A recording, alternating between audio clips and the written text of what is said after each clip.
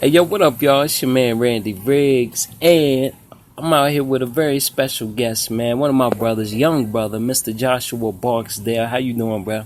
I'm doing good, bro. Thanks for having me. No doubt indeed, man. I was really excited about sitting down with you today because, man, you've been really active in the community here in Roanoke.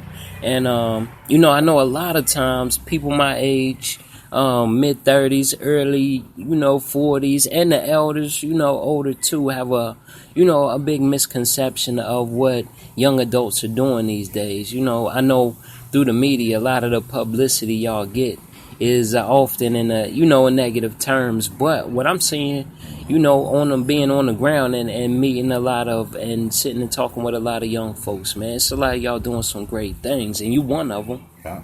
And so you're actually working on a podcast. Yes, sir. And I'm really digging, man, your ideas behind why you want to put that podcast together, man. And one of the early topics that you want to address is something that was, really dear to you and personal to you, most man. Definitely. And so what was that issue that you wanted to talk about? Well, with this podcast I'm trying to work on, I wanted to call it The Leaders in the New School because at my age we are taking over the culture. Right, y'all up. We are the guys that those young kids before us, that new generation is looking up to. Mm-hmm. And that carries a lot of weight. True. I mean, you could see it every day.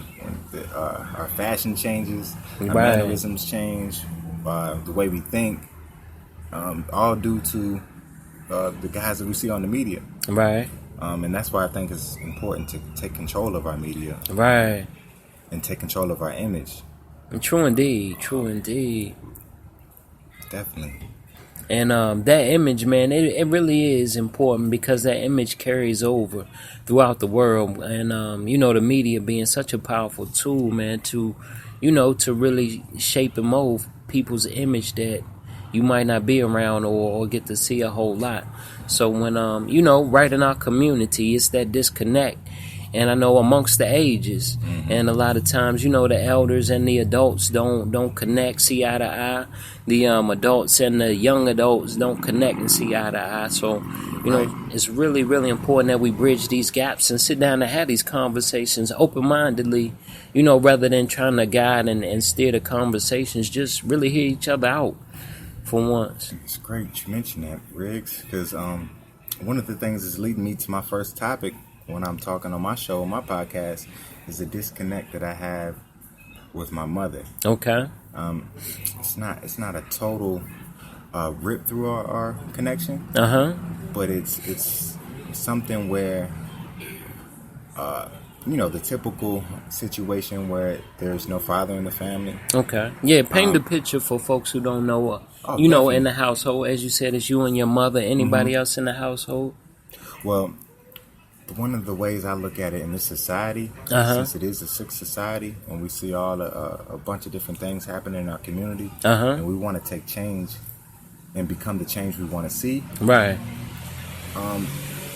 When I look at depression and how our people are depressed, or our young kids, they might have a sense of self-worth. They don't have that self-worth. Okay. It's a lack of self-worth, in better words.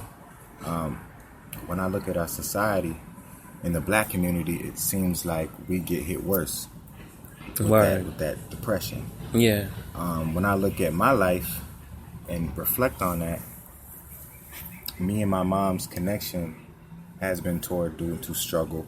I mean, if you got some historians out there and they look at the Willie Lynch theory, taking the male out the household, that's just a typical story in our life, in my family. I never grew up with a father, but I give my mom the utmost respect. Yeah, shout out to mom. Yeah, for just being strong. Yeah, doing it, being the mom and the father. Right. I mean, because me also growing up in a single parent household, it does put a tremendous amount of stress on one parent. And, there's not that balance there and within the household. And I know a lot of women, as single parents, especially raising boys, raising young men, they try their best, man, you know, and do their best. But it's really there's no substitution for that balance within the household. And, you know, or even if you can't have it in the household, just co-parenting the best that we can, man, really plays a tremendous... Come to some type of agreement. Yeah. In my situation, watching my mom struggle for so many years in different situations, her doing it on her own, that put a lot of stress on me, weighing heavy on my brain. And just on the flip side, it also woke me up in a sense. Yeah. Woke me up to the reality of the system, and watching older black women having to go through the system with 2 kids. Okay. And no father, no stable financial stability in the home. Okay.